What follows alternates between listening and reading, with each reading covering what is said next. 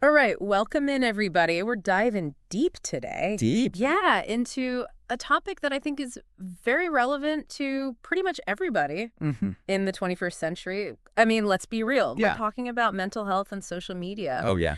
And, I don't think there's anybody out there these days who isn't in some way, shape, or form Right. affected by social media, whether it's Instagram, TikTok, Facebook, All of them. whatever, you name it. Mm-hmm. So with this deep dive, what we're going to try to do is cut through all the noise Right. and look at both the good and the bad when it comes to social media and its impact Yeah. on our mental well-being. And I think most importantly, we're going to try to look at some ways that we can all kind of protect ourselves when it comes to being online. Protect our mental health. Yeah, for sure. Because let's be real, it's not all sunshine and roses. Oh, absolutely not. So to do that, we've looked at a range of different materials, everything from discussions on the evolution of social media to some scientific explanations of how it affects our brains Interesting. and some coping mechanisms that we can maybe put into practice. Yeah. So yeah, it should be a pretty interesting and useful dive, I think. I think so too. And, it's really quite remarkable when you think about it,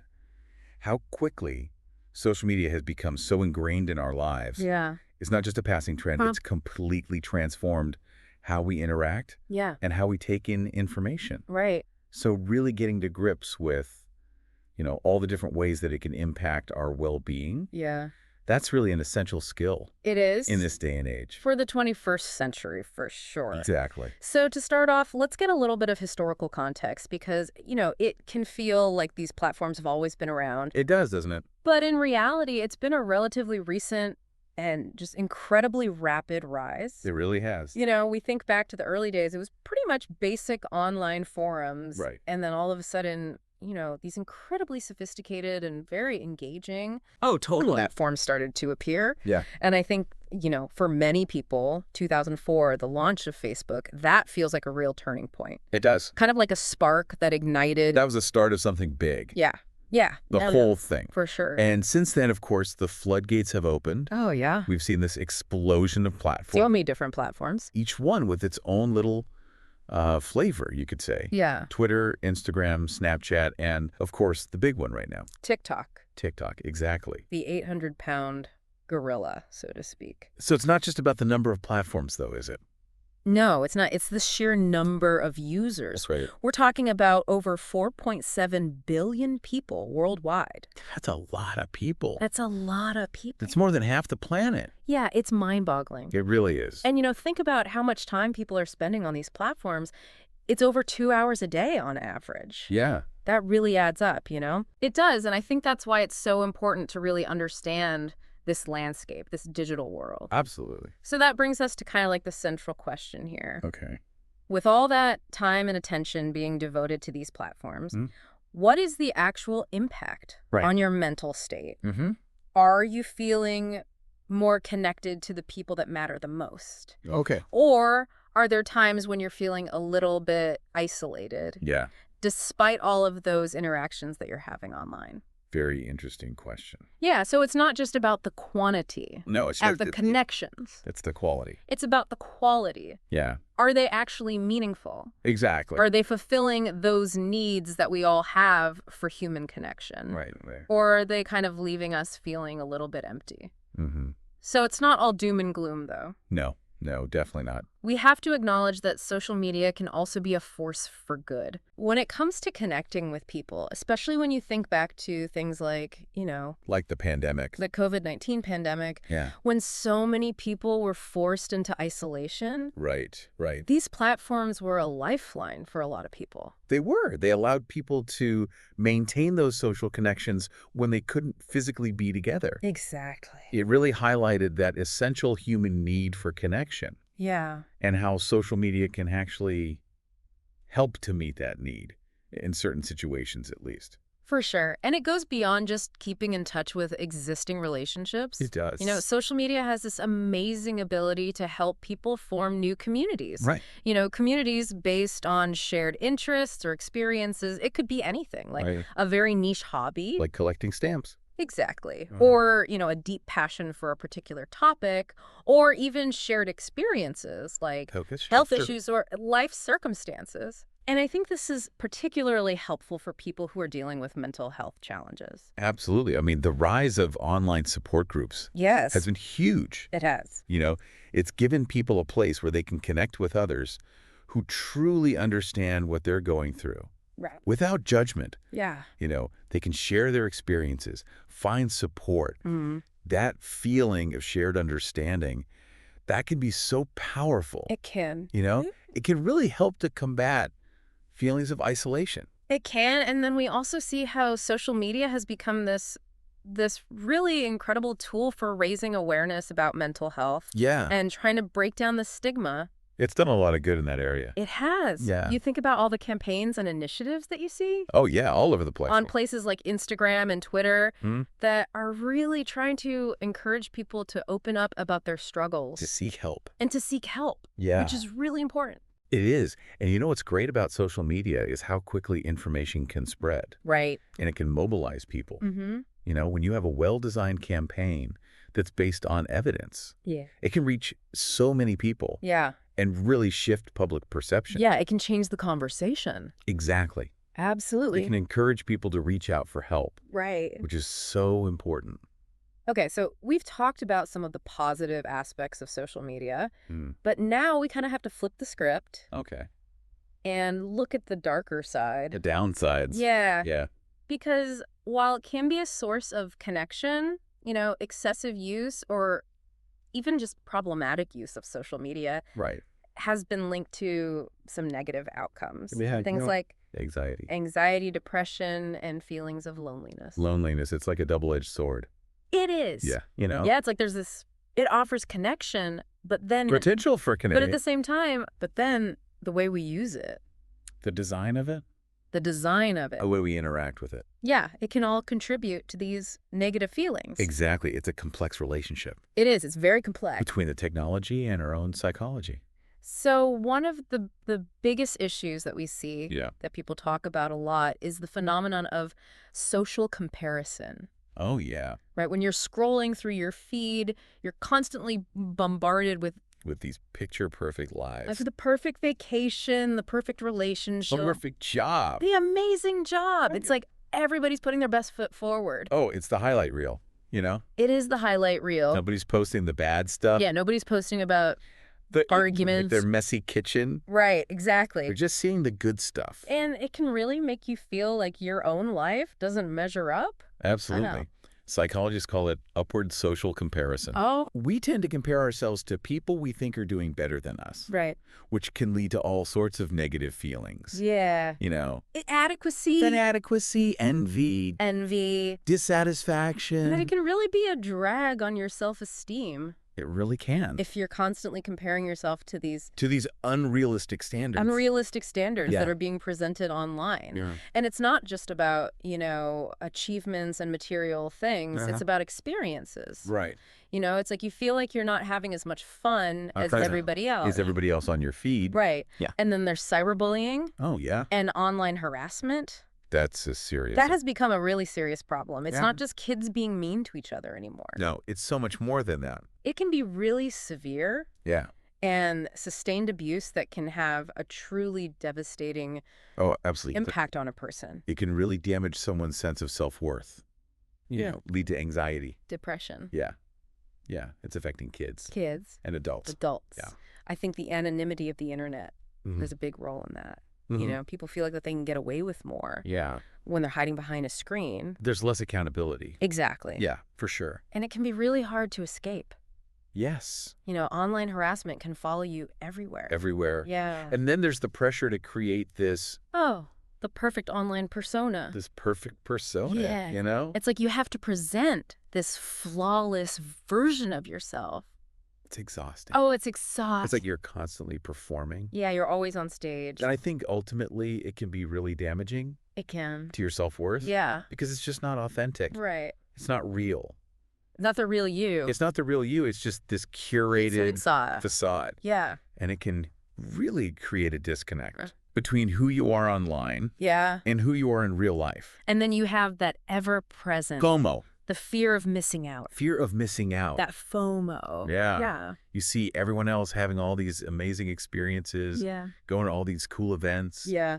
and you can't help but feel like you're being left out. Like you're missing out. Yeah. That. It's like a constant stream Yeah. of other people's exciting lives. Right. And it can really make you feel disconnected You can. and anxious. It can. Yeah.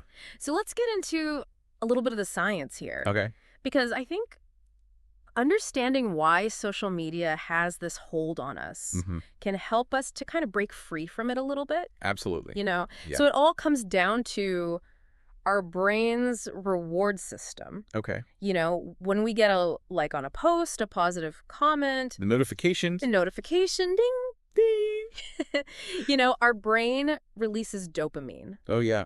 and that's the feel-good hormone. It is. Right. The pleasure hormone. Yeah. And what's interesting is that a lot of these platforms, the way they're designed, Mm-hmm. they really leverage this. They do. They know what they're doing. Yeah, you know. The unpredictable nature of those likes and notifications, Right. it keeps you coming back for more. Yeah, It's like a slot machine. exactly. You never know when you're going to hit the jackpot. Exactly. So you keep pulling that lever. So you keep checking back. Right. So you keep refreshing, keep refreshing, keep refreshing. Exactly. And so that little ping, you know, The little red dot? that little red notification dot, Yeah.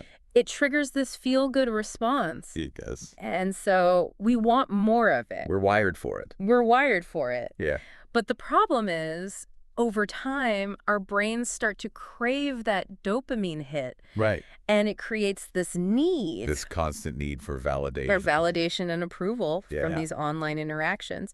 And it can actually make us less satisfied with real-world experiences that don't give us that instant gratification. That's like we're training our brains Yeah. to Yeah. expect that constant stimulation. Yeah. And the real world just can't compete. And it's also affecting our self-worth. Oh, yeah. You know, we start to base our value On those likes and followers. and those external metrics instead Yeah. of our own internal compass. Right. Our own value. Our own values, exactly. Yeah.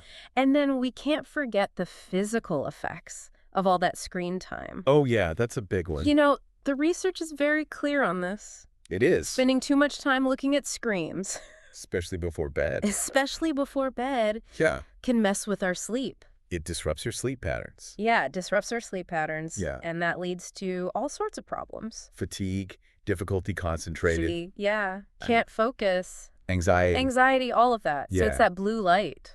It's that blue light that messes with your melatonin production. Right. It messes with the hormone that regulates our sleep-wake cycle. Right. Melatonin. Yeah. And so it throws our whole circadian rhythm out of whack. It does. And that can have some pretty serious consequences. long-term consequences. Yeah, long-term consequences. to our physical and mental health. Okay. So we've talked about some of the challenges. We have. Now let's shift gears Okay. and talk about what we can do to protect ourselves. Right. Let's get practical. Yeah. What are some things that our listeners can do to safeguard their well-being Mhm. while still being able to, you know, navigate this digital world This is what it's all about. that we live in? Yeah. Empowering people to take control Yes, of their certainly. relationship with social media. Because it's not about It's not about giving it up completely. giving it up completely. It's about using it in a way that's healthy Yeah, and beneficial. right. Using it mindfully, Mindfully, intentionally. intentionally. Yeah. So one of the first things that we can all do, I think, is set some clear boundaries Boundaries are key. around how much time we're spending online. Mm-hmm. So just becoming more aware of how much time you're actually spending, Yeah, track your usage. track it, and then try to limit it. Set some limits. Set some limits, yeah. Yeah. And a lot of smartphones now have built-in features They do. that can help you do that. Yeah, screen time trackers. Yeah, screen time trackers. You can even set daily limits for specific apps. Yeah, you can block yourself out You can. of certain apps after a certain amount of time. It's pretty amazing. It is pretty amazing. And it might seem like a small thing, It does. but I think it can have a really big impact on your well-being. Yeah, it can make you more aware Yeah. of your habits. Of your habit. And it can help you make more conscious choices Right. about how you're spending your time. Exactly. So, yeah. And then another thing that you can do is curate your feeds. Curate your feeds. Mm. So take a look at the accounts that you're following Mm. and unfollow the ones that are making you feel bad. Yeah, get rid of the negativity. Yeah, get rid of the negativity. If it's triggering you, unfollow. Yeah. It's that simple. It could be anything. Yeah. It could be accounts that are just promoting these unrealistic portrayals of life. Oh, yeah. You know, the perfect everything. The perfect body, the perfect house, The perfect body, the perfect, yeah, the exactly. perfect life. Or it could be accounts that are pushing harmful trends. Mm, Or maybe it's just content that leaves you feeling kind of inadequate. right. It's all about how it makes you feel. How does it make you feel? That's Yeah. the question you have to ask yourself. Exactly. Instead, seek out accounts that are more positive. Yeah, find the good stuff. Find the good stuff The stuff that inspires you. that aligns with your interests. The stuff that makes you feel good. That makes you feel good, exactly. Yeah, So it's about taking control it is. of your online environment. You're in the driver's seat. Exactly. You're creating a space that's supportive and uplifting Yeah. and that reflects your values. Your values, your goals. Your values, your goals. Yeah. And, you know, this might sound a little bit out there, Okay. but mindfulness can be incredibly helpful. Mindfulness. Yeah, taking a few moments Throughout the day. throughout the day to just pause, Just pause. take a breath, Take a breath. you know, focus on the present moment. Yeah, be present. Yeah, be present in the here and now. It can really help to reduce stress. You can. And I think it can help you feel a little bit more grounded. More grounded, more centered. Yeah, amidst all this chaos All the noise. of social media. Yeah, the constant stimulation. The constant stimulation, exactly. Mindfulness can help you step back from that, Right. you know, become more aware of your thoughts and feelings Mm. without judgment. Without judgment. Yeah. You can respond to those pressures Right. and comparisons in a more intentional way. Yeah, not just react automatically. Exactly. Right. Not get swept up in it all. And you know, even just a few minutes, Even a few minutes of mindful breathing. and make a difference. Can make a difference, yeah. Yeah. Just a little bit of space. A little bit of space. Yeah. Between you and Between you and your phone. your phone, exactly. Yeah. And for some people, it might even be beneficial to consider a social media detox. A detox. A detox, yeah. Take a break from it all. Take a break. Step away completely, Yeah. whether it's for a few days, a week, or even longer. Whatever works for you. Whatever works for you. Yeah. It's a chance to really step back, See how you feel without it. see how you feel, Yeah. and, you know, maybe reassess your relationship Your relationship with social media. with social media. Exactly. Yeah. And then I think the most important thing to remember is that your life, Your life is bigger than social media. it's bigger than social media. So much bigger. So much bigger. And there are so many things Yeah. that we can do offline In the real world. in the real world Yeah. that can really nourish our well-being. Absolutely. So prioritizing those things. Make time for them. Yeah. Making time for them. You know, it could be anything. Reading exercise. Eating Exercise. Spending time with loved ones. Spending time with loved ones. Face-to-face. Face-to-face, not through a screen. Right. Real connection. Real connections, pursuing hobbies. Hobbies. Yeah. Things that bring you joy. Things that light you up. Things that light you up. Yeah. That's what it's all about. Yeah. Those are the things that really matter. Those are the things that really matter. Yeah. And they can really help to anchor us, They can. you know, amidst all the Chaos. digital world. Of the digital world. Yeah. And the potential negative influences. They provide a balance. Yeah. A counterbalance. So as we wrap up this deep dive, Okay. I think it's clear that social media is a bit of a mixed bag. It is a mixed bag. It can be a force for good. It can. It can connect us. It can support us. Absolutely. But it can also be a source of Of anxiety. anxiety, isolation, and it can really damage your self-esteem. It can really mess with your self-esteem. Yeah. So the key is to be mindful, Be mindful. to be intentional. Intentional. It's about how you're using it. Yeah. Take control. Take control. Make it work for you. Make it work for you. Don't let it control you. Don't let it control you. Exactly. And, you know, the thing is, it's constantly evolving. It is. So we have to keep learning Adapting. and adapting, you know, paying attention to how it's affecting us Yeah. and adjusting our habits accordingly. Yeah. It's all about self-awareness. Self-awareness, Yeah. that's the key. So if you're finding that social media is having a negative impact on your mental health, Yeah, please reach out for help. you're not alone. You're not alone. There are people who care. There are people who care. There are resources available. Talk to your friends, your family, Your doctor, your doctor, a therapist. a therapist. Yeah. Don't suffer in silence. Don't suffer in silence. Exactly. So I think this leaves us with a really important question to consider. You know, how can you create a more balanced, A more intentional, a more intentional, a more beneficial, beneficial relationship with social media. Yeah, one that actually supports your well-being One that actually supports your well-being in the long run. in the long run. It's a question worth pondering. It is. Yeah, and I hope this deep dive has given you some food for thought I hope so too. and some tools to start making some positive changes. Yeah, because ultimately it's about taking control Taking control. and creating a digital life A digital life that supports your mental health, that nourishes you that nourishes you. Exactly. instead of draining you. Instead of draining you. Yeah, All right. Well, thank you so much for joining us on this deep dive. it's been a pleasure. I think it's been a really important conversation, I agree. and I hope that everybody out there takes something valuable away from it. Me too. And we'll see you next time. See you next time for another deep dive Another deep dive into something fascinating. into something fascinating. Until then, take care of yourselves. Take care of yourselves. And we'll see you soon. See you soon.